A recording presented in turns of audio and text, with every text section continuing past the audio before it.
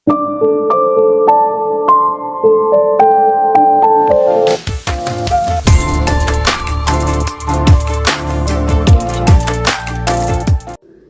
நம்ம யோனை திரும்பி பார்க்குறா. யோன் யாரோ நம்ம பக்கத்தில் நின்றுருக்காங்களே அப்படிங்கிற மாதிரி பார்த்துட்டு சிரிச்சுட்டு அவள் பாட்டுக்கு திரும்பிப்பா. இதுலேயே புரிஞ்சு போச்சு யோனுக்கு நம்மளை அடையாளம் தெரியல, யோனுக்கு எல்லாம் மறந்துருச்சு அப்படிங்கிறத. ஸ்ரீஜி கன்ஃபார்ம் பண்ணிடுறா. எனக்கு தெரியல, நீ ஏன் என் உலகத்துக்குள்ளே வரேன்னு எனக்கு தெரியல. ஒரு வாரம் நான் வந்து காந்திவை கல்யாணம் பண்ணிக்க போகிறேன். அது வரைக்கும் நீ இங்கேயே இரு. நீ இப்போ ஏன் இப்படி இருக்க, எதுக்கு இருக்க, இதுக்கு காரணம் யார் அப்படிங்கிறத பற்றிலாம் யோசிக்க நான் விரும்பல. என் அம்மா பண்ணியிருந்தாலும் அதை பற்றி எனக்கு கவலை இல்லை. நான் உன்னை பார்க்கவே கூடாதுன்னு நினைக்கிறப்பெல்லாம் கண்ணு முன்னே வந்து நிற்கிறேன். ப்ளீஸ், நான் காந்திவை கல்யாணம் பண்ணிக்கிற வரைக்கும் இங்கேயே இரு. எந்த ஞாபகம் வராம இங்கே இரு அப்படின்ட்டு அவன் அங்கேருந்து திரும்பி வந்துடுவா. இங்கே யோனோட அடையாளங்கள் எல்லாத்தையும் கொடுத்து ஒருத்தங்க வந்து இன்வெஸ்டிகேட் பண்ணுங்க, கண்டுபிடிங்க அப்படின்னு சொல்லிட்டு ஒரு டிடெக்டிவ் கிட்ட சொல்லியிருப்பாங்க. நம்ம தூஹி அவங்க கிட்ட இருந்து கால் வருது. அந்த பொண்ணு எங்கே போயிருக்கா, அவள் லொக்கேஷனை எங்களால் ட்ராக் பண்ண முடியல, அவள் ஃபோனோட லொக்கேஷனை எங்களால் கண்டுபிடிக்க முடியல. எனக்கு என்னமோ அந்த பொண்ணு எங்கேயோ போய் ப்ரே பண்ணுறதுக்காக போயிருக்கா அப்படின்னு நீங்கள் சொன்னீங்க இல்லையா, எனக்கு அப்படி தோணலை. ஆக்சுவலாக அந்த பொண்ணு மிஸ் ஆகிருக்கா, எங்களுக்கு அப்படி தான் தோணுது அப்படிங்கிறாங்க. இந்த பக்கம் குழந்தைக்கு கொஞ்சம் முழிப்பு வந்தது இல்லைங்களா, முழிப்பு வந்தோன்னா குழந்தை எகெயின் மயக்கமாக இருக்கும். என்ன எதுன்னு தெரியல, டாக்டர் கூப்பிட்டு பார்க்குறதுக்கு. இதை பாருங்கள், குழந்தை வந்து அவளோட கான்ஷியஸை எகெயின் கெயின் பண்ணுறதுக்கு ட்ரை பண்ணுறப்போ மூளை இந்த மாதிரி சின்ன சின்ன ஷாக்கு கொடுக்கும். அதனால தான் எகெயின் குழந்தைக்கு முழிப்பு தட்டி மயக்கமாக இருக்குது. அப்போது இது பாசிட்டிவான நோட்டு தானே டாக்டர், சீக்கிரம் குழந்தை எழுந்துடுவாள் அப்படிங்கிறப்போ அதை வந்து கன்ஃபார்மெல்லாம் சொல்ல முடியாதுங்க. ஏன்னா இன்னும் குழந்தை ஃபுல்லாக ரெக்கவர் ஆகலை. ஒரு டாக்டரா கரெக்டாக நான் பேசணும், உங்களுக்கு ஃபால்ஸ் ஹோப் கொடுக்கக்கூடாது இல்லையா அப்படிங்கிறாங்க. இல்லை கண்டிப்பாக குழந்தை நல்லபடியாக இருப்பா, நான் பாசிட்டிவாகவே எடுத்துக்கிறேன் அப்படின்னு சொல்லிட்டு குழந்தை பக்கத்தில் இவங்க இருக்காங்க. டாக்டர் போயிடுறாங்க. அந்த சமயத்தில் குழந்தை எகெயின் கண்ணு முழிச்சது, மயக்கம் போட்டது எல்லாம் தெரியுது. எல்லா ரிப்போர்ட்டர் தங்கச்சிக்கு தெரிய வருது. பார்க்க வர சமயத்தில் தூஹி கிட்ட இருந்து கால் வருது. ஒரு சின்ன ஹெல்ப் பண்ண முடியுமா அப்படிங்கிறாங்க. நீங்கள் யோனை கண்டுபிடிக்க முயற்சியில் இருக்கீங்க, நீங்கள் அதுக்காக என்ன கேட்டாலும் அது ஹெல்ப் கிடையாது, நீங்கள் தாராளமாக கேட்கலாம் அப்படிங்கிறாங்க. எனக்கு யோனோட ரொம்ப பார்க்கணுமே தூஹி கேட்கறதுக்கு சரின்னு சொல்லிடுறா ரிப்போர்ட்டர் தங்கச்சி. அதுக்கப்புறம் எல்லாரும் குழந்தை பக்கத்தில் உட்காந்துருக்காங்க. குழந்தை கொஞ்சமாக கண்ணு முழிக்கிறா, பேசவும் செய்கிறா. ஆனாலும் தான் டாக்டர் ஹோப் கொடுக்கலையே, ரொம்ப பயமாக இருக்குது. அதுவும் அக்காக்கெல்லாம் ரொம்ப பயமாக இருக்குது. நான் மட்டும் அன்றைக்கி ஒரு 1/2 மணி நேரம் குழந்தைய விட்டுட்டு போகாமல் இருந்திருந்து இதெல்லாம் நடந்திருக்காது அப்படின்னு சொல்லிட்டு அவளும் ரொம்ப ஃபீல் பண்ணுறா. குழந்தை முழிப்பு தட்டிடுச்சு அப்படிங்கிறத ரிப்போர்ட்டர் தங்கச்சி தான் இன்ஃபார்ம் பண்ணியிருப்பா காங்தேக்கு. காங்தேவும் பார்க்க வராங்க. ஆனால் அம்மாவுக்கு பிடிக்கல. ரிப்போர்ட்டர் தங்கச்சி இருந்துட்டு, அம்மா இதை பாரு, உனக்கு பிடிச்சிருக்கு பிடிக்கல அப்படிங்கிறது வேற, அந்த குழந்தையோட அப்பா காங்தே தான், அவன் பார்க்கட்டுமா அப்படிங்கிறாங்க. அலோ பண்ணிடுறாங்க. சரிமா பண்ணிட்டு போங்கன்னு சொல்லிட்டு காங்தேவை பார்த்ததும், அப்பா எகெயின் அமெரிக்காலேருந்து வந்துட்டிங்களா, எங்கள் கிளாஸ் டீச்சர் சொன்னாங்க அமெரிக்கா ரொம்ப தூரத்தில் இருக்குன்ட்டு, நீங்கள் மட்டும் இப்படி அடிக்கடி வர்றீங்க, எனக்காக பார்க்க வந்தீங்களா, எனக்கு அம்மாவை பார்க்கணும் போல இருக்குது அப்படின்னு சொல்லிட்டு குழந்தை ரொம்ப அழுவா. என்ன சொல்லி தேத்துறதுனே தெரியல.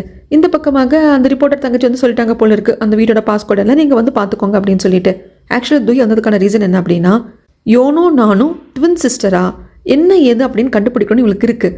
ஸோ அதுக்காக தான் இங்கே ஏதாவது டிஎன்ஏ சாம்பிள் எடுக்க முடியுமா அப்படின்னு சொல்லிட்டு பார்க்குறா. பாத்ரூம் போனால் அங்கே எல்லாரோட ப்ரஷ்ஷும் இருக்குது, குழந்தையோட ப்ரஷ்ஷும் இருக்குது, இதில் நம்ம ஒன்றும் பண்ண முடியாது அப்படின்னு சொல்லிட்டு யோனோட ரூமுக்கு வரா. அங்கே யோனும் குழந்தையும் மட்டும் தான் தங்கிட்டு இருப்பாங்க அப்படிங்கிறத ரிப்போர்ட்டர் தங்கச்சி சொல்லியிருப்பா. ஸோ அங்கே இருக்கிற ஹேர் ப்ரஷில் வந்துட்டு அங்கே இருக்கிற முடி எல்லாத்தையும் கொஞ்சம் சாம்பிளாக எடுத்துக்கிறேன், ஏன்னா கொஞ்சம் லென்த்தாக தான் இருக்கும் யோனுக்கு முடி, பாப்பாவுக்கு குட்டி முடியாக தான் இருக்கும், ஸோ இது கண்டிப்பாக யோனோட தான் இருக்கும் அப்படின்னு சொல்லிட்டு அந்த முடி சாம்பிள் எடுத்து வச்சுக்கிட்டு அங்கே இருக்கிற ஃபோட்டோவில் யோனை பார்க்குறா. நானும் நீயும் ட்வின்ஸா, அதெல்லாம் அச்சில் வாத்த மாதிரி இருக்கோமா, ஆனால் பொதுவாக ஒருத்தங்களை பார்க்குறதுக்கு இன்னொருத்தங்களும் அதே மாதிரி இருக்காங்க அப்படின்னா எக்ஸாக்டாக அப்படி இருக்க மாட்டாங்க. அப்போ நம்ம பார்க்குறதுக்கு ஒரே மாதிரி இருக்கிற ஸ்ட்ரேஞ்சர்ஸா இல்லை ட்வின் சிஸ்டர்ஸா, ஒன்றுமே புரியல தூக்கிக்கு. அதுக்கப்புறமாக அந்த ஃபோட்டோ எடுத்துகிட்டு போய் யோனோட ஃபோட்டோவை காமிச்சு, எனக்கு இதே மாதிரி எனக்கு ஹேர் ஸ்டைல் பண்ணி விடுங்க அப்படின்னு சொல்லிட்டு பண்ணிக்கிறான்.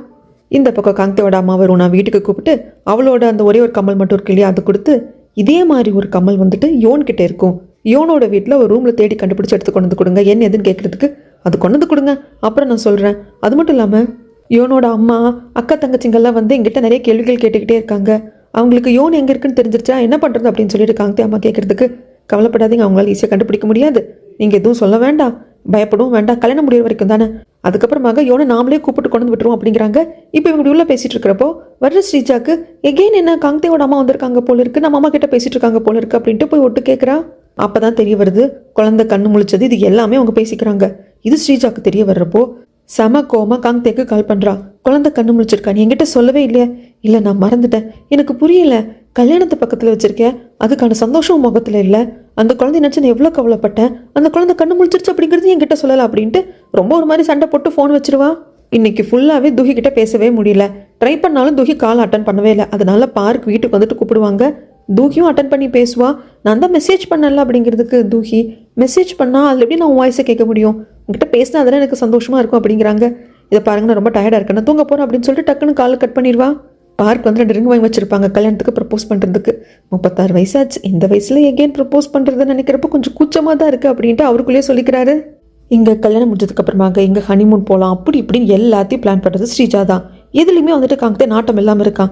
கல்யாணத்துலையாவது இஷ்டம் இருக்கா அப்படின்னு சொல்லி கேட்க, ஏன் ஸ்ரீஜா அதான் உன் இஷ்டம்னு சொல்லிட்டேனே அப்படிங்கிற சமயத்தில் ஃபோன் கால் வருது.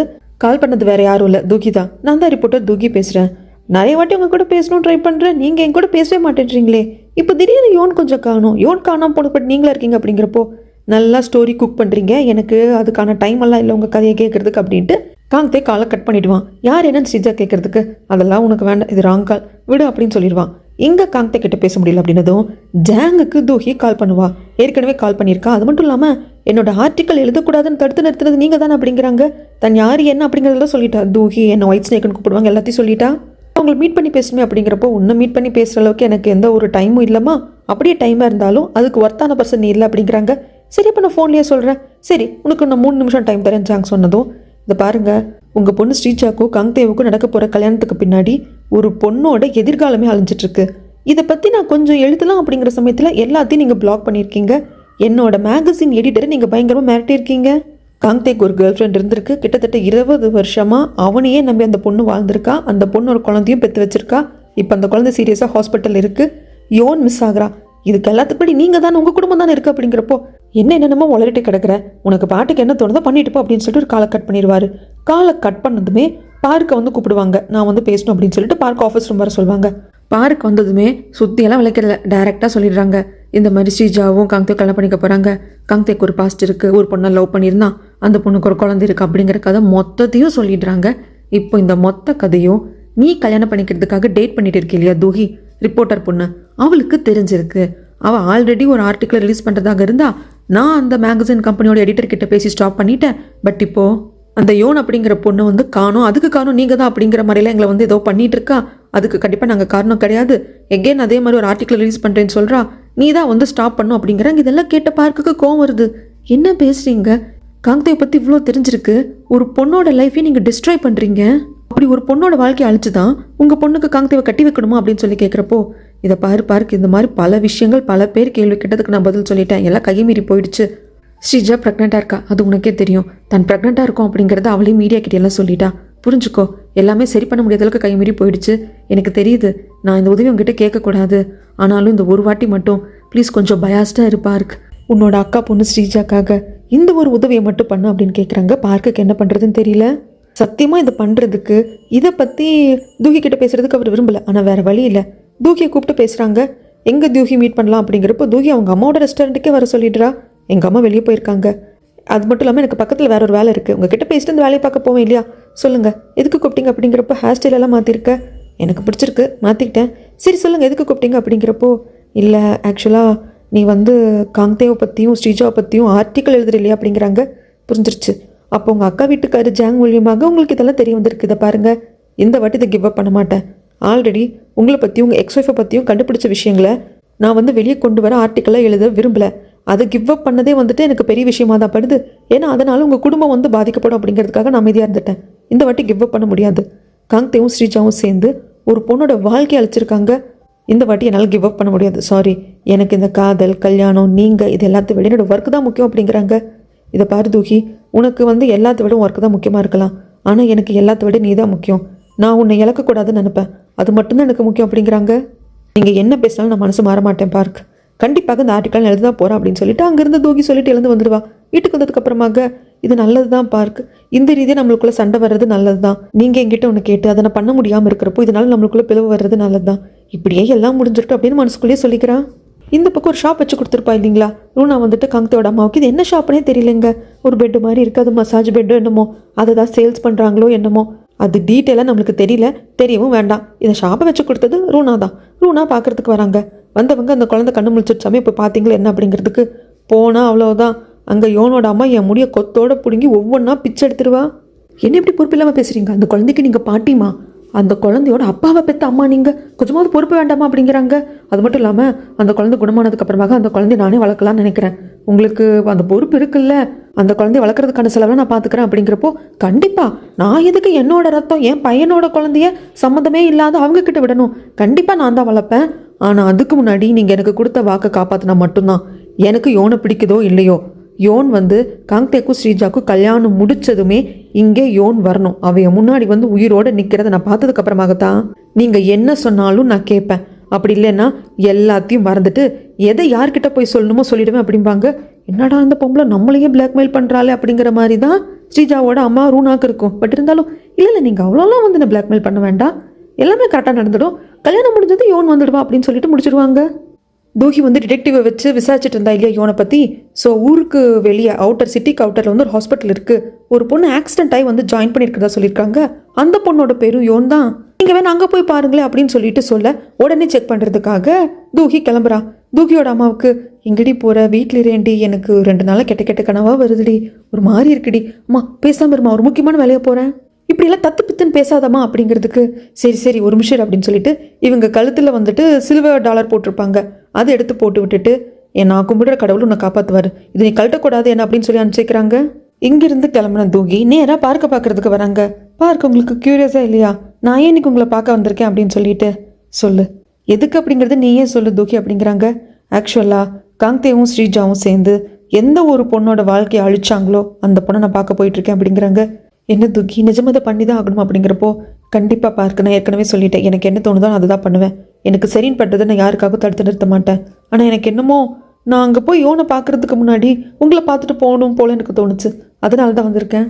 பார்க்குக்கு அப்படியே கண்ணெல்லாம் கலங்கிடும். என்னால் வந்து புரிஞ்சுக்க முடியுது தூக்கி, நீ வந்து ஒரு நதி மாதிரி, உன்னை நான் எங்கேயும் கட்டுக்குள்ளே அடைச்சி வைக்க முடியாது, அடைச்சி வைக்கணும்னு நினைக்கல. ஆனால் இன்றைக்கி ஒரு நாள் மட்டும் எங்கேயும் போகாதே ப்ளீஸ். நான் ஆணாதிக்கம் பிடிச்சவன் கிடையாது, நான் சொல்கிறத என்னோட உமன் கேட்கணும் அப்படின்னு நினைக்கிறவன் கிடையாது, நான் கிழிச்ச கோட்டை அவள் தாண்டாமல் இருக்கணும்னு நினைக்கிறவன் கிடையாது. ஆனால் இன்றைக்கி ஒரு நாள் நான் ரெக்வஸ்ட்டாக கேட்கல, ஆர்டர் போடுறேன், என்னை விட்டு எங்கேயும் போயிடாத, இங்கேயே இரு. எனக்கு என்னமோ இன்றைக்கி உன்னை விட்டுட்டா நீ திரும்பி எங்கிட்ட வரமாட்டேன்னு எனக்கு தோணுது. நான் லவ் பண்ணுறேன் என்னோட உமனை இன்றைக்கி ஒரே ஒரு நாள் ஒரே ஒரு வாட்டி மட்டும் என் பேச்சை கேளு அப்படிங்கிறாங்க. எல்லாத்தையும் கேட்டு தூக்கி இருந்துட்டு சரி பார்க்க நான் கிளம்புறேன் அப்படின்ட்டு போகிறப்ப இவர் டக்குன்னு எழுந்து போயிட்டு அதை ரிங்க வாங்கி வச்சிருப்பாரு இல்லைங்களா, அதில் ஒன்றை கையில் போட்டு விட்டுட்டு என்ன நடந்தாலும் சரி நான் உன்னை இழக்க மாட்டேன், எப்பவும் நீ என் கூட இருக்கணும், அதுதான் எனக்கு முக்கியம் அப்படிங்கிறப்போ அந்த ரிங்கை தூக்கி எடுத்துட்டு பார்க்கு கிட்டே கொடுத்துட்டு, பார்க் உண்மையிலேயே உங்கள் லைஃப்பில் நான் வேணும், நீங்கள் என்னை மதிக்கிறீங்க, என்னை கண்டிப்பாக வந்து உங்கள் பக்கத்தில் வச்சுக்கணும்னு நினைக்கிறீங்க, உன்னோட உமனை நான் ஆக்கிக்கணும்னு நினைக்கிறேன் அப்படின்னா அதுக்கு இந்த ரிங்கெல்லாம் கூட வேண்டாம், இந்த பென்ட்ரைவில் எது ரிலீஸ் ஆகக்கூடாதுன்னு நீ என்னை தடுத்து நிறுத்துறியோ அந்த ஆர்டிக்கல் இருக்குது. காங்தேவை பற்றினது, ஸ்ரீஜாவை பற்றினது, அவங்க 2 பேர் சேர்ந்து ஒரு பொண்ணோட வாழ்க்கையில் என்னென்ன பண்ணாங்க அப்படிங்கிறத பற்றினது. இது நீ ரிலீஸ் பண்ண அப்படின்னா நான் திரும்பி உங்ககிட்ட வருவேன். இல்லை இது நீ ரிலீஸ் பண்ணுறதுக்கு உனக்கு விருப்பம் இல்லை அப்படின்னு நீ நினச்சேன்னா வச்சுக்கலாம், இந்த பென்ட்ரைவ் நீயே வச்சுக்கோ, அந்த ஆர்டிக்கல் ரிலீஸ் ஆகாது, ஆனால் திரும்பி உங்ககிட்ட வரமாட்டேன். ஸோ நீ யார் பக்கம் ஸ்டாண்ட் எடுக்க போகிற அப்படிங்கிறத நீயே சூஸ் பண்ண அப்படின்னு சொல்லி கொடுத்துட்டு, ஆனால் எனக்கு தெரியும் பார்க் கண்டிப்பாக நீ என் பக்கம் ஸ்டாண்ட் எடுக்க மாட்டேன், உன் அக்கா பொண்ணு ஸ்ரீஜா பக்கம் தான் நிற்ப. ஏன்னா இந்த ஆர்டிக்கல் ரிலீஸ் ஆச்சுன்னா உன் அக்கா பொண்ணோட லைஃபே கேள்விக்குறியாயிடும். ஸோ நீ உன் ஃபேமிலி பற்றி தான் பார்ப்ப அப்படிங்கிறது எனக்கு தெரியும். பட் அதுவும் இஷ்டம் தான், இந்த பென்ட்ரைவில் இருக்கிற ஆர்டிக்கலை நீ என்ன வேணால் பண்ணலாம், ரிலீஸ் பண்ணுறது பண்ணாமல் இருக்கிறதும் விருப்பம் அப்படின்னு சொல்லிட்டு இங்கேருந்து தூக்கி கிளம்பிடுவாங்க. தூக்கி வெளியே வந்து நின்றுட்டு பயங்கரமாக கஷ்டப்படுறாங்க. தூகிக்கு வந்து புரிஞ்சிருச்சு இதுக்கப்புறம் பார்க்கோட லைஃப்பில் நம்ம இருக்கிற ஒவ்வொரு நாளும் அவனுக்கு கொடுக்குற நினைவுகள் அப்படிங்கிறது அவனுக்கு பேர்டனாக தான் மாறப்போகுது. இந்த ஃபேமிலி இஷ்யூனாலே நம்ம விட்டு பிரியறது நல்லது தான் அப்படின்னு சொல்லிட்டு இவங்க மனசுக்குள்ளே நினச்சிக்கிறாங்க. அந்த சமயத்தில் டிஎன்ஏ டெஸ்ட்டுக்கு கொடுத்துருப்பாங்க இல்லையா, யோனோட சாம்பிள், ஹேர் சாம்பிள், இவங்களோட ஹேர் சாம்பிளையும். ஸோ அந்த ரிசல்ட் வந்துருச்சு. பட் பாலிசி படி நீங்கள் நேராக தான் வந்து அந்த ரிசல்ட்டை கலெக்ட் பண்ணிக்கணும் அப்படின்னு சொல்கிறாங்க. தூகி இங்கேருந்து கிளம்பி போய் அந்த ரிசல்ட்டையும் வாங்கிக்கிறா. ஸோ தூகி யோன் 2 பேருமே ட்வின்ஸ், பயாலஜிக்கெலாம் அவங்களுக்குள்ள எல்லாம் சிமிலராக இருக்குது அப்படிங்கிற மாதிரி அந்த ரிசல்ட் வந்துடுது. அப்போ யோன் நீ என்னோட ட்வின் சிஸ்டரா அப்படின்னு சொல்லிட்டு நிற்க, யோன் இருக்கிற ஹாஸ்பிட்டலுக்கு முன்னாடி தாங்க நிற்கிறா தூகி. உள்ளே வந்துட்டு இந்த மாதிரி யோனை பார்க்கணும் அப்படின்லாம் கேட்குறப்போ அது விஐபி ரூமுங்க, எல்லாரையும் அனுப்ப முடியாது.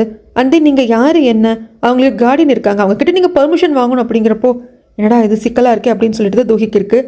அப்போ ஒரு வயசான அம்மாவை வந்து சேர்க்கறதுக்காக ஒரு லேடி வருவாங்க, அவங்களுக்கு ஹெல்ப் பண்ணுற மாதிரி அப்படியே உள்ளே வந்துடுவா தூகி.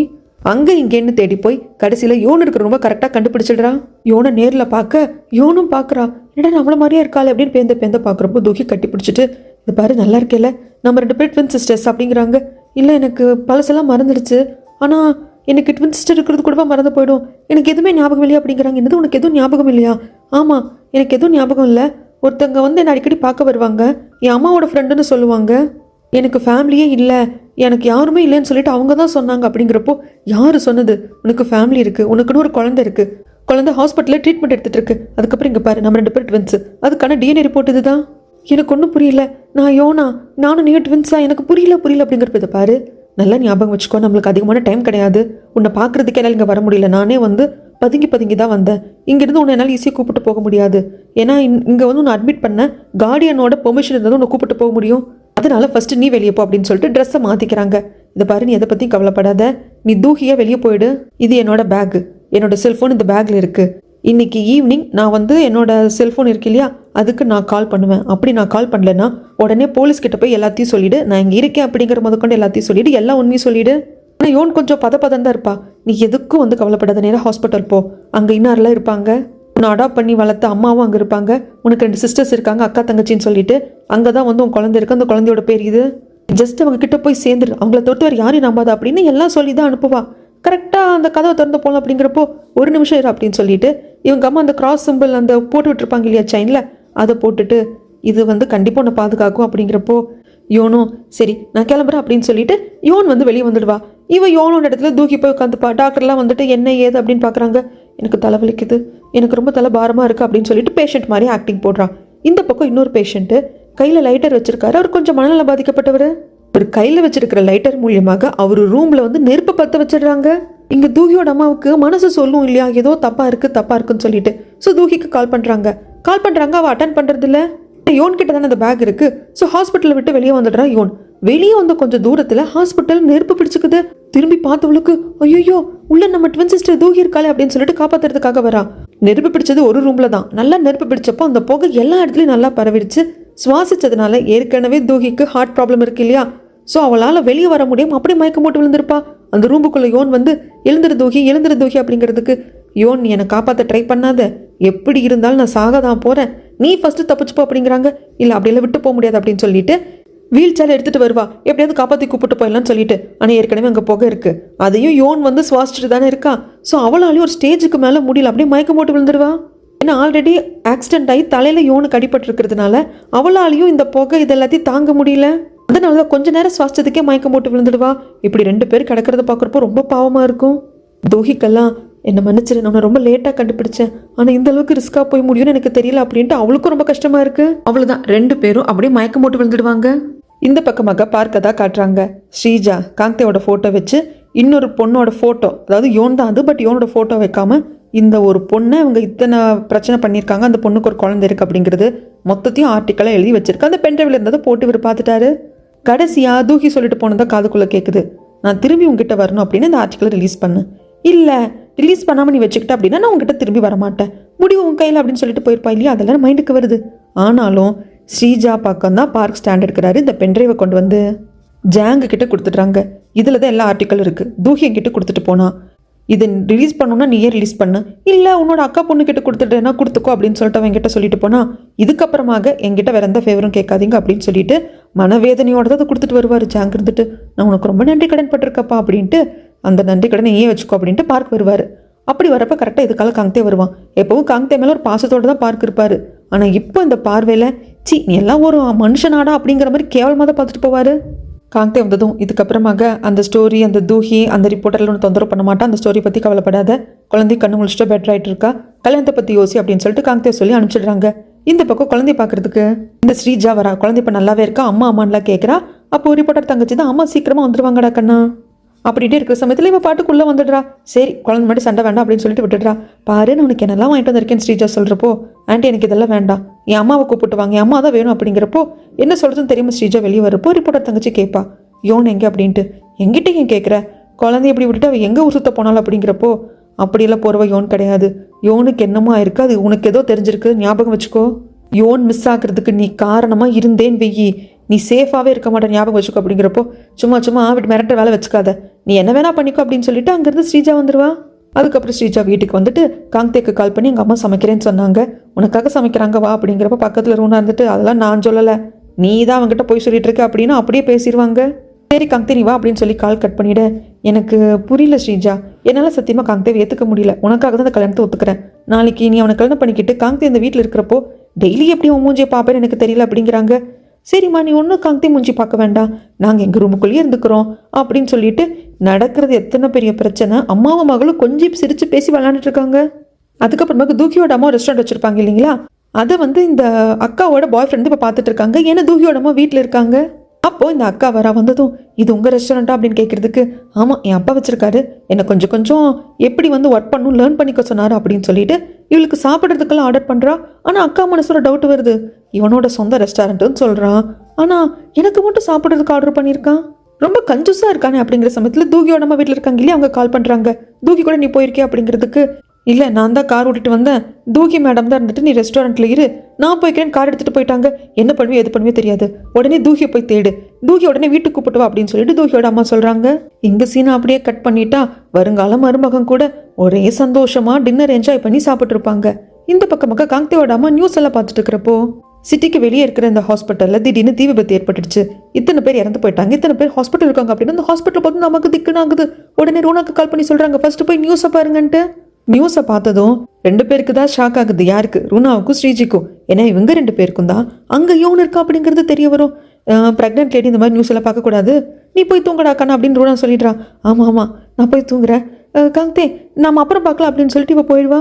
இந்த பக்கம் எல்லாரையும் ஹாஸ்பிட்டலுக்கு கொண்டு வந்து ட்ரீட்மெண்ட் கொடுக்கறதுக்காக எடுத்துகிட்டு வந்துட்டாங்க. அதுக்கப்புறமாக தூகியோட வீட்டுக்கும் இன்ஃபார்ம் பண்ணுறாங்க.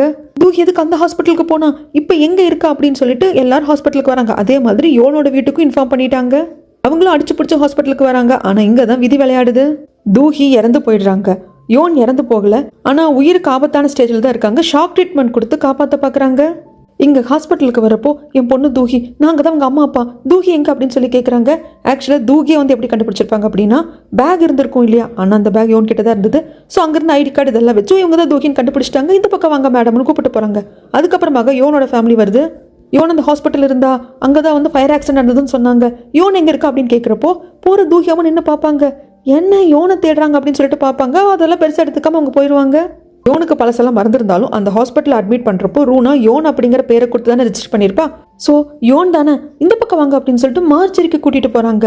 அதாவது அங்கே யோனா இருக்கிறது யாரு? தூகி. ஹாஸ்பிட்டலில் பேஷண்ட்டுக்கு கொடுக்குற ட்ரெஸ்ஸை போட்டுட்டு தானே அங்கே தூகி இருந்திருப்பாங்க. ஸோ இறந்து போன தூகி தான் யோனுன்னு எல்லாரும் நினச்சிக்கிறாங்க. அது மட்டும் இல்லாமல் ஐயோ யோன்லாம் செத்துருக்க மாட்டா அப்படின்ட்டு அம்மா பார்க்க மறுத்துடுறாங்க. கடைசியில் அந்த தங்கச்சி ரிப்போர்ட்டர் தான் பார்க்குறாங்க. ஐயோ யோன் அப்படின்னு சொல்லி கத்தி கதறியால யோன் இறந்து போயிட்டா அப்படிங்கிற நியூஸ் வந்துட்டு காங்தேயோட அம்மாக்கு தெரிய வருது. அவங்க காங்தேக்கு கால் பண்ணி யோன் செத்து போயிட்டாடா, அதுக்கு காரணம் நான் தாண்டா அப்படின்னதும் என்ன ஓலர் அப்படின்னு உடனே அம்மா பார்க்க வந்து என்ன எதுன்னு கேட்குறதுக்கு ஆக்சுவலாக உங்கள் கல்யாணத்தில் பிரச்சனை பண்ணக்கூடாது அப்படிங்கிறதுக்காக அந்த ஹாஸ்பிட்டலுக்கு கொண்டு போய் விட சொல்லி சொன்னதே வந்துட்டு ரூனா தான். அங்கே நான் கொண்டு போய் விடுறப்போ ஆக்சிடென்ட் ஆகிடுச்சு, அங்கே வச்சு ட்ரீட்மெண்ட் பார்த்துட்டு இருந்தாங்க. இப்போ அந்த ஹாஸ்பிட்டலில் நடந்த ஃபயர் ஆக்சிடென்ட்டில் யோன் செத்து போயிட்டாடா அப்படின்னதும் அப்படியே இவனுக்கு ஒரு மாதிரி ஆகிடும் காங்தேக்கு. கடைசியில் யோன் செத்தே போயிட்டாளா அப்படின்ட்டு என்னமோ ஃபீல் பண்ணுறான். இவன் எப்போ யோனை கொண்டுட்டான்.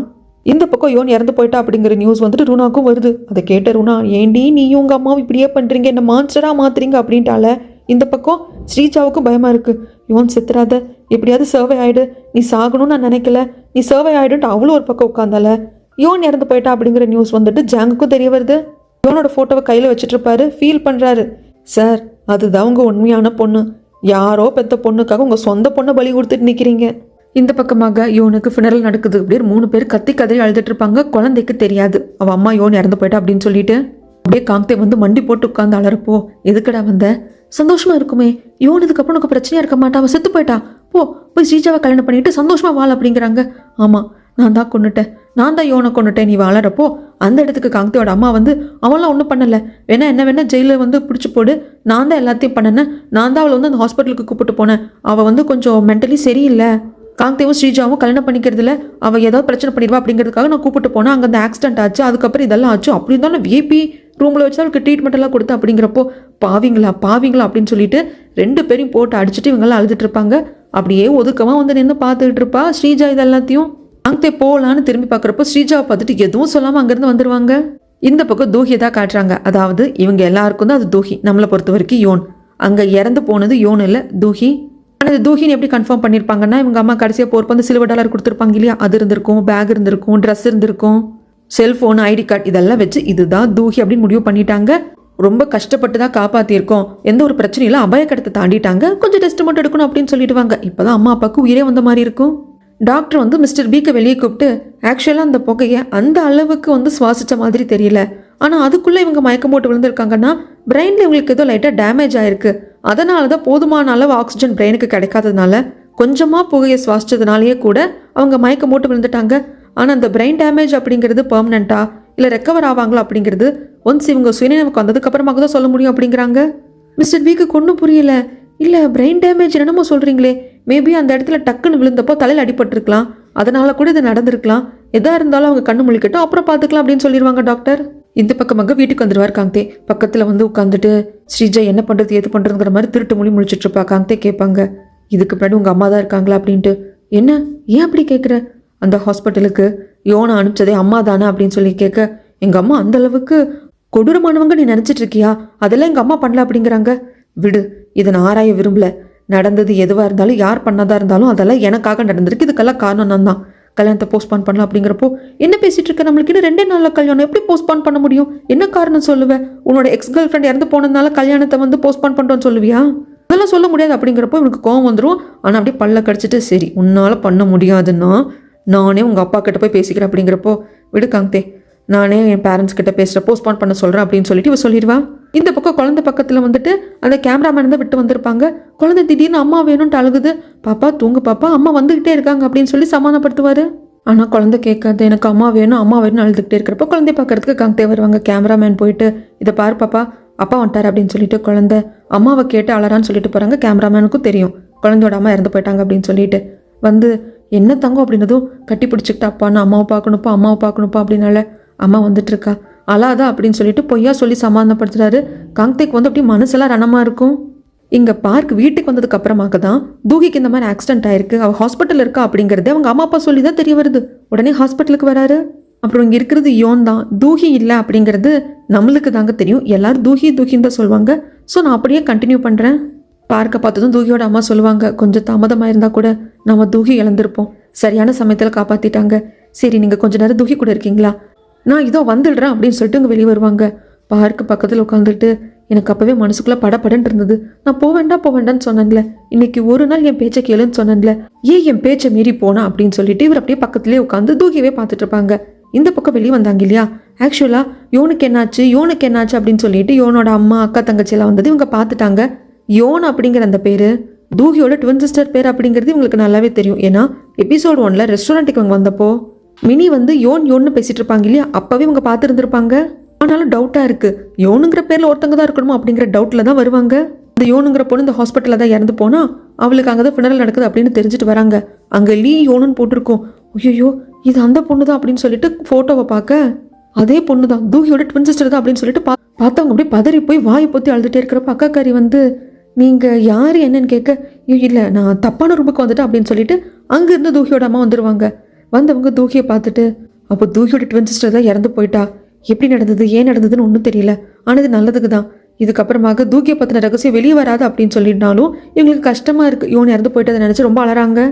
இந்த பக்கம் ஸ்ரீஜா வந்துட்டு இந்த மாதிரி கல்யாணத்தை போஸ்ட்பான் பண்ணோம் அப்படி இப்படின்னு சொல்கிறப்போ, ஒத்துக்கு வளரும்னா, அவள் செத்து போயிட்டா, அவளுக்காக போஸ்ட்பான் பண்ண முடியாது, அப்புறம் நிறைய கேள்விகள் வரும், நீ ப்ரெக்னெண்ட்டாக வேற இருக்கேன், நான் ஆல்ரெடி நீ மீடியா ஃபுல்லாக சொல்லி வச்சிருக்கேன்.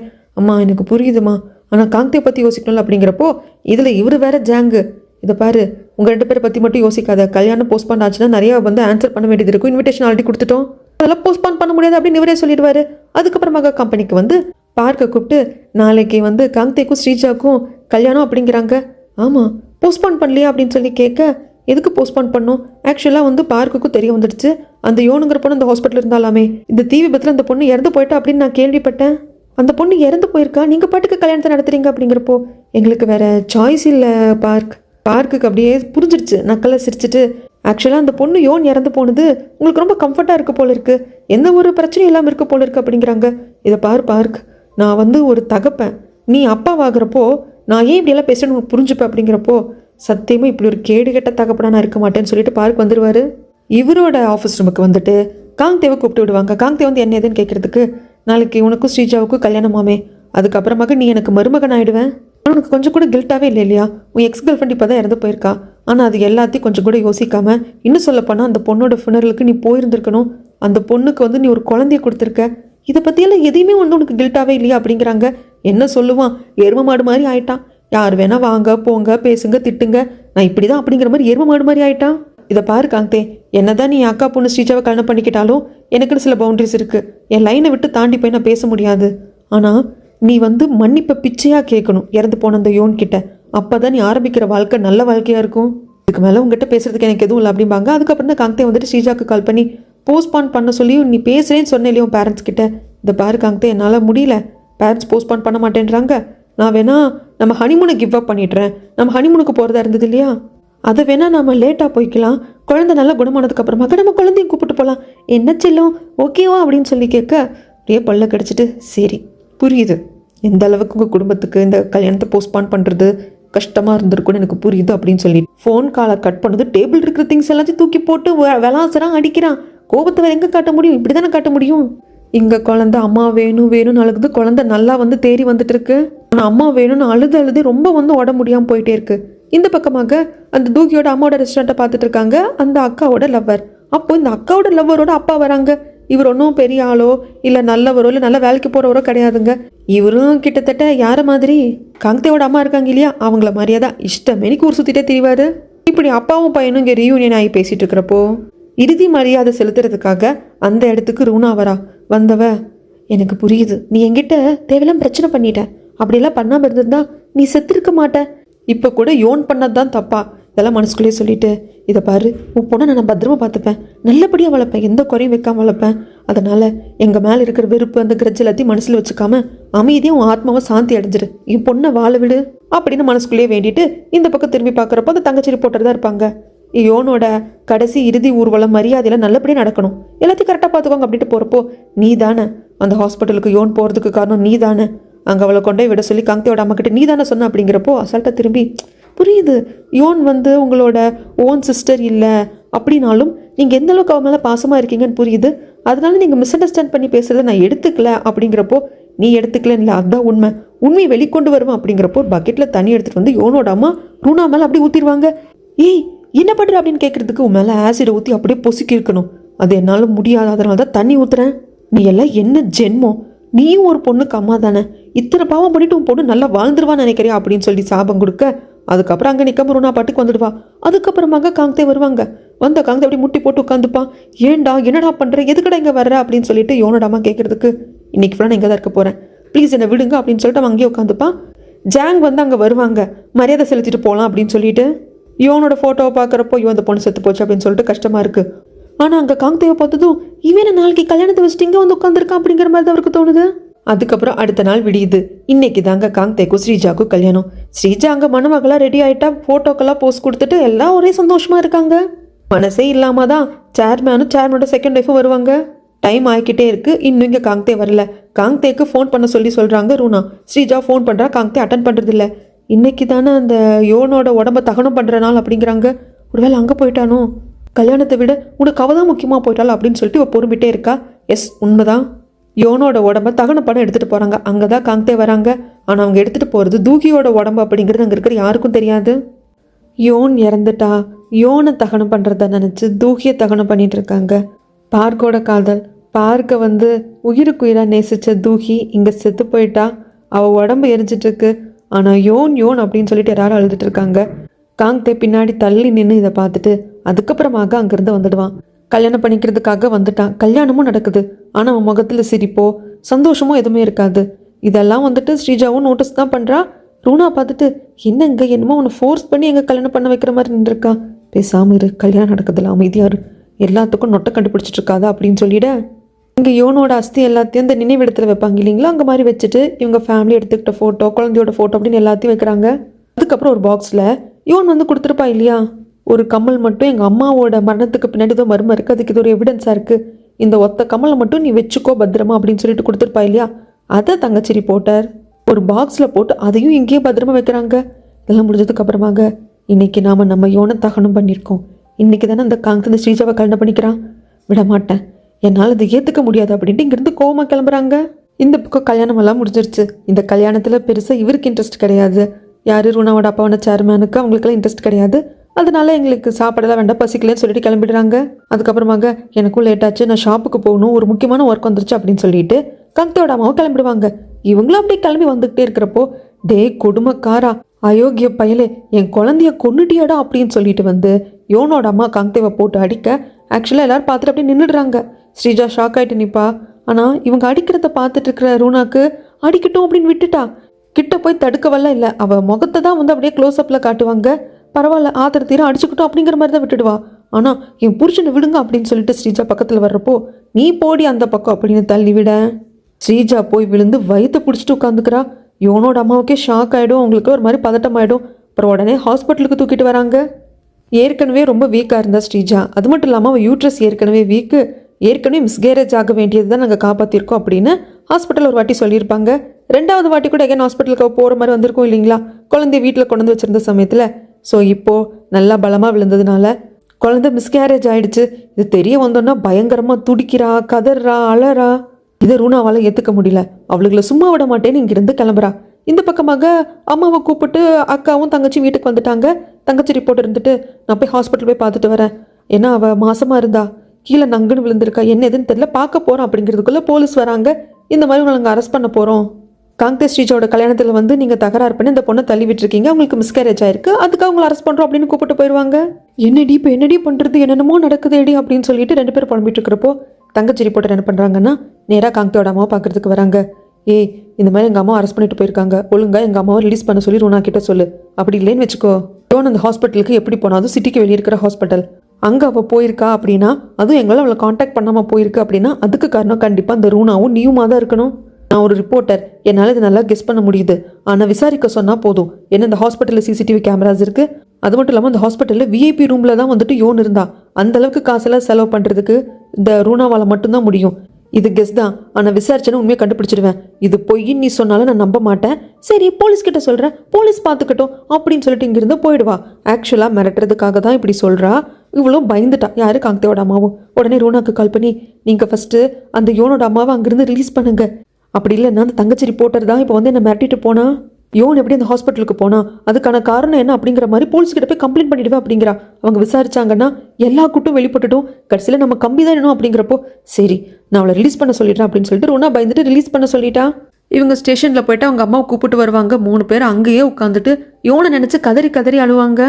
ஆக்சுவலாக தங்கச்சி ரிப்போர்ட்டருக்கு யோன் அந்த ஹாஸ்பிட்டலுக்கு போனது, அதுக்கு பின்னாடி ரூனா காரணமாக இருப்பா, காங்கேக்கு தெரிஞ்சிருக்கலாம், ஸ்ரீஜா காங்கேயோட அம்மானு இவ்வளோ சந்தேகங்கள் இருந்தாலும் அது சந்தேகமாக தான் இருக்குது. அந்த சந்தேகத்தை பயன்படுத்தி இவங்களை பயமுறுத்தி அம்மாவை ரிலீஸ் பண்ண வச்சுட்டா. அதுக்கப்புறமாக கூட இந்த மாதிரி யோன் அந்த ஹாஸ்பிட்டலுக்கு போனதுக்கு பண்ணி ஏதோ மர்மம் இருக்குது, அது என்ன ஏது அப்படின்னு சொல்லி விசாரிக்க சொல்லி போலீஸில் கம்ப்ளைண்ட் கொடுக்கலாம். ஆனால் அது எப்படி ரியாக்ட் ஆகும்னு தெரியாது. ஏற்கனவே யோனை இழந்துட்டோம், யோனோட குழந்தை நல்லபடியாக பார்த்துக்கணும், அது நல்ல பொறுமையாக இருக்கலாம், ஃபுல்லாக நம்ம எல்லாத்தையும் விசாரிக்கலாம் அப்படிங்கிற முடிவுக்கு வந்திருப்பாங்க. அதனால தான் போலீஸ்கிட்ட கம்ப்ளைண்ட் கொடுக்காம விட்டுருக்காங்க. ஜஸ்ட் அந்த விஷயத்தை வச்சு இந்த காங்கேயோட அம்மாவை மிரட்டி அதன் மூலியமாக ரூனாக்கு பயத்தை கொடுத்து அம்மாவை ரிலீஸ் பண்ண வச்சுட்டாங்க. இவங்க 3 பேர் அலறப்போ ரொம்ப கஷ்டமாக இருக்கும். இதுக்கப்புறம் யோன் நம்ம கூட இல்லை, யோனுக்கு நம்ம என்னென்னலாம் செய்யணும் அப்படின்னு ஆசைப்பட்டோமோ அது எல்லாத்தையும் நம்ம குட்டி பாப்பாக்கு செய்யலாம், அவள் குழந்தை பத்திரமா நம்ம பார்த்துக்கலாம். யோனோட குழந்தைக்காக நாம் வந்து ரொம்ப தைரியமாக இருக்கணும், அவளை நல்லபடியாக பார்த்துக்கணும் அப்படின்னு சொல்ல இந்த பக்கமாக தூகியை வந்து இன்னும் ஹாஸ்பிட்டலில் வந்து கண்ணு முழிக்கலை, பார்க்குறதுக்காக பார்க் வராங்க. தூகி ஒரு வாட்டி கிஃப்ட் கொடுத்துருப்பாங்க இல்லையா, அந்த கிஃப்ட்டை இப்போ இவர் கொண்டு இங்கே கொடுக்குறாரு. கண்ணு மூடி தூங்கிட்டு இருக்க தூகியை பார்த்துட்டு, தூகி சீக்கிரம் எழுந்துடு, ஃபஸ்ட்டு இருந்து நம்ம ஃப்ரெஷ்ஷாக ஸ்டார்ட் பண்ணலாம், இதுக்கப்புறம் நான் உன்னை வந்து என்னை விட்டு போக விட மாட்டேன் அப்படின்ட்டு கையை பிடிச்சிக்கிறப்போ, சார் நீங்கள் லவ் பண்ண தூக்கி இறந்து போயிட்டாங்க அப்படின்னு சொல்லணும் தான் தோணுச்சு. நான் பார்க் தான் பாவம். அதுக்கப்புறமாக இங்கே ஸ்ரீஜாவால் தேறி வரவே முடியல, அவள் குழந்தை இழந்தது அவளை ரொம்ப கஷ்டப்படுத்துது. ரூனாலாம் வந்து ஆறுதல் சொல்லி பார்க்குறா. அதுக்கப்புறமாக ஆஃபீஸ்லேருந்து கிளம்பிட்டீங்களா அப்படின்னு சொல்லிட்டு காங்கேக்கு கால் பண்ணி கேட்குறப்போ கிளம்பிட்டேன், சரி சீக்கிரம் வாங்க அப்படிங்கிறாங்க. வீட்டுக்கு வரதுக்கு முன்னாடி ஹாஸ்பிட்டலுக்கு போயிட்டு குட்டி பாப்பாவை பார்த்துட்டு வரேன் அப்படிங்கிறாங்க. என்ன பார்க்கறதுக்கு முன்னாடி குழந்தைய பார்க்க போகிறீங்க, புரிஞ்சுக்கோ ஸ்ரீஜா, நான் ரொம்ப பேடாக ஃபீல் பண்ணுறேன், குழந்தைய பார்த்துட்டு வரேன் அப்படிங்கிறாங்க. சரி அப்போது நானும் வரேன், எனக்கும் அந்த குழந்தைய பார்க்கணும் போல தோணுது, அவளை பார்த்தா தான் எனக்கும் கொஞ்சம் பெட்டராக ஃபீல் ஆகும் அப்படின்னு சொல்லிட்டு இவங்க ஹாஸ்பிட்டலுக்கு வருவாங்க. திடீர்னு குட்டி பாப்பாவுக்கு கொஞ்சம் ஃபீவர் வந்து ரைஸ் ஆக ஆரம்பிச்சிருச்சு. டாக்டரை போய் கூப்பிட்டு வரலாம், என்ன ஏதுன்னு கேட்கலாம் அப்படின்னு சொல்லிட்டு கரெக்டாக வெளிவரதுக்கு இவங்க 2 பேர் வந்து நிற்பாங்க. எல்லாம் முடிஞ்சு போச்சு இல்லை, மறுக்க இங்கே வந்து எங்களை டார்ச்சர் பண்ணுறீங்க, எங்களை நிம்மதியாக வாழ விடுங்க அப்படிங்கிறதுக்கு ஸ்ரீஜா இருந்துட்டு, இதை நாங்கள் சொல்லணும், நாங்கள் தான் உங்களை குழந்தைகிட்ட விடாமல் ஸ்டாப் பண்ணணும், குழந்தைக்கு உங்களுக்கு என்ன சம்மந்தம் இருக்குது, நான் என் குழந்தை இழந்துட்டு நிற்கிறேன், அது நீங்கள் வேணும்னு பண்ணலை, அது ஆக்சிடென்ட் தான், ஆனால் அதன் வகையில் நான் என் குழந்தை இழந்துட்டு நிற்கிறேன், அப்படி இருக்கிறப்ப கூட இந்த குழந்தைய பார்க்கறதுக்காக நான் வந்திருக்கேன், ஏன் சும்மா எங்களை ஸ்டாப் பண்ணுறீங்க, இதுக்கப்புறமாக நாங்கள் டெய்லி வருவோம், குழந்தைய பார்க்கறதுக்கு டெய்லியும் வருவோம், எங்களுக்கு தான் சொந்தம் இருக்குது, உங்களுக்கு என்ன இந்த குழந்தைக்கு சொந்தம் இருக்குது சம்மந்தம் இருக்குது அப்படின்னு சொல்லிட்டு இவங்க பாட்டுக்குள்ளே போகிறப்போ எனக்கு கடுப்பாகுது. அப்படிங்கிற சமயத்தில் தங்கச்சி ரிப்போர்ட்டர் இருந்துட்டு, அம்மா பேசாமல் இரு, ஒன்ஸ் குழந்தை குணமாயிட்டு நம்ம வீட்டுக்கு கூப்பிட்டு போனதுக்கப்புறமாக அங்கே இவங்க வரமாட்டாங்க, ஸோ இப்போ இவங்க வந்து பார்க்குறத தடுக்க வேண்டாம், தடுத்தாலும் நம்மக்கிட்ட சண்டை கிண்டை போட்டு பார்க்க தான் செய்வாங்க, விட்டுருமா அப்படிம்பாங்க. உள்ளே வந்ததும் குழந்தை கையை பிடிச்சிக்கிட்டு காங்கே தங்கம் செல்லும் அப்படிங்க, அப்பா அம்மா வேணும், அம்மா எங்கே அப்படின்னு கேட்க அம்மா வந்துருவாடா அப்படின்னு சொல்லிட்டு குழந்தையோட கைக்கு முத்தம் கொடுப்பானா. இதை பார்க்குற ஸ்ரீஜாக்கு அது பிடிக்கல. இந்த குழந்தை மேலே அவனுக்கு பாசம் வந்துருச்சு, இது நம்ம குழந்தை இல்லை, நாம பெக்கல இந்த குழந்தைய, இப்போ கூட ஏதோ ஒரு வகையில் யோன் வந்து இவ கூட இருக்கிற மாதிரி இருக்கு, இவனுக்கும் யோனுக்கும் பிறந்த குழந்தைய தான் இவன் பார்த்துக்கிட்டு இருக்கான் அப்படின்ட்டு இவன் அங்கிருந்து வந்துடுவா. அதுக்கப்புறமாக கொஞ்சம் சகஜ நிலைமைக்கு திரும்பிட்டா. இப்படியே உட்காந்துட்டு இருந்தால் வேலைக்காகாது அப்படின்னு சொல்லிட்டு, அம்மா காங்தேவோட ஃப்ளாட்டை வந்துட்டு காலி பண்ணணும், ஏன்னா இதுக்கப்புறம் காங்தே நம்ம வீட்டில் தான் தங்க போகிறான், அந்த வேலை இருக்குது. அதுக்கப்புறமாக அப்பா கம்பெனியில் எனக்கு ஏதாவது போஸ்டிங் போட்டு கொடுங்க, என்ன எதுன்னு பார்க்கலாம் அப்படிங்கிறப்போ ரூனாக்கு சந்தோஷமாக இருக்குது. ஓகே நம்ம புள்ள ஃபார்முக்கு வந்துட்டா அப்படின்ட்டு இருக்காங்க. அதுக்கப்புறம் சாப்பிட்டு நான் குழந்தைய பார்க்க போகணும் அப்படிங்கிறப்போ, நீ எதுக்கடி அந்த குழந்தைய பார்க்கறதுக்கு ஹாஸ்பிட்டல் போகிற, இதை பாருமா காங்தே அடிக்கடி போய் பார்த்துட்டு வரான், நான் இல்லாமல் அவன் தனியாக போய் பார்க்குறது எனக்கு பிடிக்கல, இது எனக்குள்ளே என்னென்னமோ தாட்ஸ் எல்லாத்தையும் கொண்டு வருது, இதுக்கு மேலே அதை பற்றி பேசாத அப்படின்னு சொல்லிடுவாங்க. அதுக்கப்புறம் குழந்தைய பார்க்கறதுக்கு நிறைய டாய்ஸ் எல்லாம் வாங்கிட்டு ஸ்ரீஜா வருவா. ஸ்ரீஜாவை பார்க்கறதுக்கு அனுமதிக்கிறதுக்கு இந்த யோனோட அம்மாவுக்கு விருப்பம் இல்லை தான். ஆனால் அந்த சமயத்தில் உங்கள் பெரிய பொண்ணு கீழே இருந்து கூப்பிடுவாங்க, அம்மா ட்ரெஸ் இதெல்லாம் கொஞ்சம் எடுத்துகிட்டு வந்திருக்கேன், வெயிட்டாக இருக்குது, கீழே வாமா அப்படிங்கிறப்போ, நான் கீழே போயிட்டு வர்றப்போ நீ இருக்க மாட்டேன் நான் நம்புறேன் அப்படின்னு சொல்லிட்டு இவங்க கீழே போவாங்க. இவ குழந்தைகிட்ட பாப்பா இந்த டாய்ஸ் பாரு, இது பாரு, அது பாருங்கிறப்ப எனக்கு இதெல்லாம் வேண்டாம், எனக்கு அம்மா தான் வேணும், எங்கள் அம்மா வந்து சீக்கிரம் வந்துடுவாங்க அப்படின்னு சொல்லிட்டு பெரியம்மாவும் சித்தி பாட்டிமா எல்லாம் சொன்னாங்க. அப்படிங்கிறப்போ உங்கெல்லாம் போய் சொல்லிட்டாங்க, உங்கள் அம்மா வரமாட்டாங்க, நீ தான் போய் சொல்கிற, நீ மோசமான லேடி, எங்கள் அம்மா வருவாங்க அப்படிங்கிறப்போ, யாரடி மோசமான லேடி, உங்கள் அம்மா செத்து போயிட்டா, உங்கள் அம்மாவும் சரி என் குழந்தையும் சரி 2 பேர் செத்து போயிட்டாங்க, அவங்க திரும்பி வரமாட்டாங்க அப்படின்ட்டு இவ பாட்டுக்கு பச்சை மண், அது உடம்பு சரியில்லாத குழந்தைகிட்ட அண்டை மேனிக்கு பேசி விட்டு வந்துடுவா. அதுக்கு அப்புறமாக தான் அம்மாவும் அக்காவும் வருவாங்க. வந்தவங்க என்ன எதுன்னு குழந்தைய பார்த்துட்டு, என் குழந்தைக்கு என்னமோ புசு புசுன்னு மூச்சு வாங்கிட்டு இருக்கடி, டாக்டர் கிட்ட சொல்லு அப்படின்னு சொல்லி அவங்களாம் வந்து பார்க்குறாங்க. கொஞ்சம் சீரியஸ் ஆகிடுது. இந்த பக்கம் தூகியை பார்க்கறதுக்காக தங்கச்சி ரிப்போர்ட்டர் வந்திருப்பா. அவங்க அம்மா இருந்துட்டு வெளியே போ அப்படிங்கிறதுக்கு ஆக்சுவலாக அந்த ஹாஸ்பிட்டல் தூகியும் போயிருக்கா, அவளும் இந்த ஃபயர் ஆக்சிடென்ட்டில் மாட்டிருக்கா அப்படிங்கிறது இப்போ தான் தெரிய வந்திருக்கு. அவங்க சீரியஸாக இருக்காங்க, ஆனால் உயிருக்கு ஆபத்தில் அப்படிங்கிறது தெரிய வந்திருக்கு, அதனால தான் பார்க்க வந்திருக்கா. இதை பாருங்க, எனக்கு ஒரு சிஸ்டர் யோன்னு இருக்கா, யோன் மாதிரி இவங்க இருக்காங்க, என்னமோ இருக்கு ஏதோ இருக்குங்கிறதுக்கு நீ எதுவும் பேசாத, இனி எல்லாம் வந்து பார்க்க போய் தான் என் பொண்ணுக்கு இந்த நிலைமை, ஃபஸ்ட்டு வெளியே போ அப்படின்னு சொல்லிட்டு வெளியே துரத்தி விட்டுருவாங்க. குட்டி பாப்பா இருக்கிற ஹாஸ்பிட்டல் ஏதோ தூகியும் அட்மிட் பண்ணியிருப்பாங்க. தூகியை பார்த்துட்டு வரப்போ குட்டி பாப்பாக்கு சீரியஸ் அப்படின்னு தெரிய வருது. இந்த தங்கச்சி ரிப்போர்ட்டர் பார்க்க வராங்க. இவங்கெல்லாம் பதறி போய் நிற்கிறாங்க. ப்ளீஸ் தான் கண்ணா எந்திரிச்சிருடா, இந்த கஷ்டத்தை எனக்கு கொடுத்துடாதடா அப்படின்னு சொல்லிட்டு அந்த யோனோட அம்மா அக்காலேருந்து எல்லாரும் அப்படியே தவிச்சு போய் நிற்பாங்க.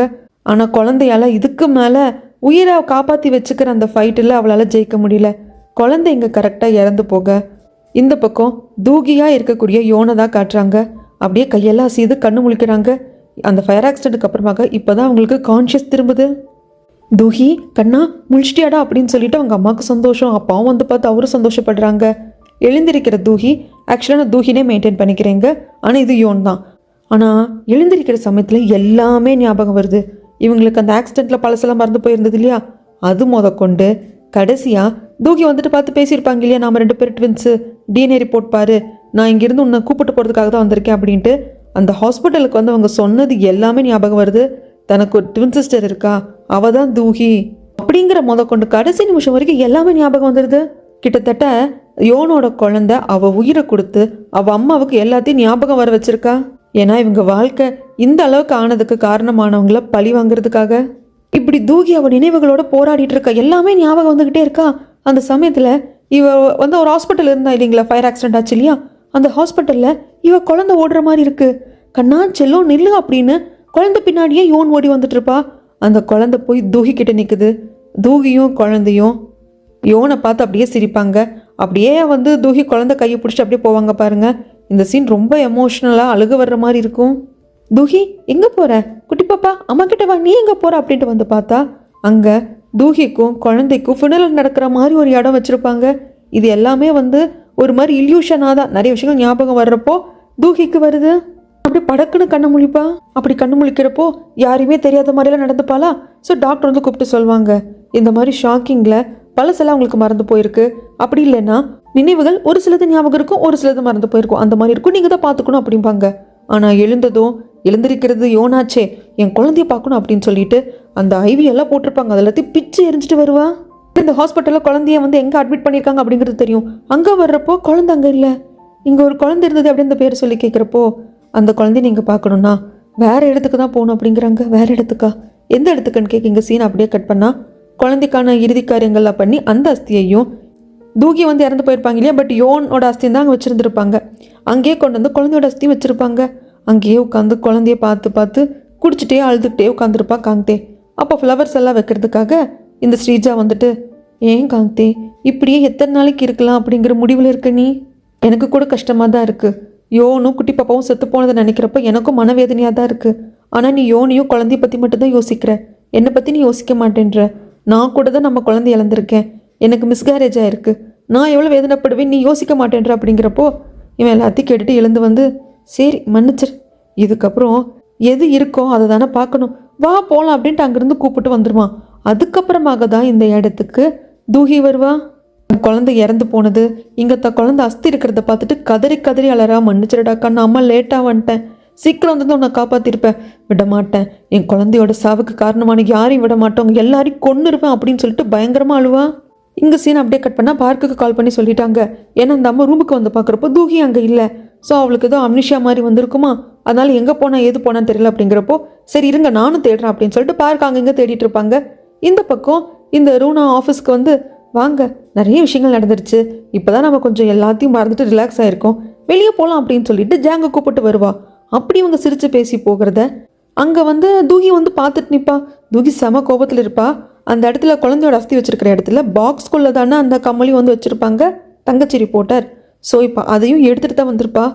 விட மாட்டேன் ரூனா, உன்னை பழி எடுத்தே தீர்வேன் அப்படின்னு சொல்லிட்டு கிட்ட போகலாம். அப்படிங்கிறதுக்குள்ள அங்கே பார்க் வந்துட்டு, தூகி நீ எப்படி இங்கே வந்த, எதுக்கு வந்த, சரி வா போகலாம். அப்படிங்கிறப்போ தூகிக்கு இது யாருன்னே தெரியாதே, எப்போ ஒரு டைம் ஏர்போர்ட்டில் பார்த்தது, அதெல்லாம் இன்னுமா ஞாபகம் இருக்கும், நீங்கள் யார், உங்கள் பேர் என்ன? அப்படிங்கிறப்போ ஓகே டாக்டர் சொன்னாங்க இல்லையா, அதாவது டாக்டர் சொன்னதாக தூகியோட அம்மா சொன்னாங்க இல்லையா, சரி இதை பாரு, நீ என்னை நம்பலாம், என்னோட பேர் இது, வா ஹாஸ்பிட்டலுக்கு கூப்பிட்டு போகிறோம், பேரண்ட்ஸ் எல்லாம் கவலையாக இருப்பாங்க. அப்படிங்கிறப்போ நீங்கள் யாருன்னு எனக்கு தெரியாது, நான் அவங்க கூட வர முடியாது. அப்படிங்கிறப்போ தூகி எகேன் நம்ம ஃபர்ஸ்ட்லேருந்து ஸ்டார்ட் பண்ணலாம் அப்படின்னு சொல்லிட்டு, நீ அன்கான்ஷியஸில் இருந்தப்போ நான் சொல்லிட்டு இருந்தேன், நீ எல்லாத்தையும் மறந்தது நல்லது தான், நம்ம லைஃப் ஃப்ரெஷ்ஷாக ஸ்டார்ட் ஆக போகுது, வா அம்மா அப்பா வந்து வருத்தமாக இருப்பாங்க அப்படின்னு கூப்பிடுறப்போ, இல்லை நானே போய்ப்பேன், எனக்கு போக தெரியும். அப்படிங்கிறப்போ நடக்க முடியல, ஒரு மாதிரி தள்ளாடி போவாங்களா, பாரு நான் தான் சொல்கிறேன்ல அப்படின்னு சொல்லிட்டு அங்கேருந்து ஹாஸ்பிட்டலுக்கு கூப்பிட்டு வருவாங்க.